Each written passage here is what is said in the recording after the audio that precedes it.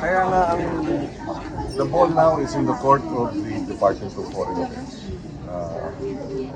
And of course, the Office of the President. So we urge them, tulad nung nasabi natin sa resolution, ay to act in defense of our institutions.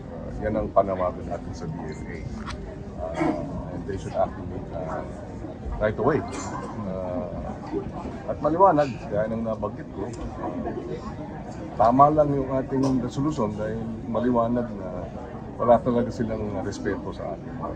Sir, political stunt lang daw po. Si Davey Salmon, sir, yung... I will limit my statement to what I said. Thank I you, leave sir. it now to the DFA.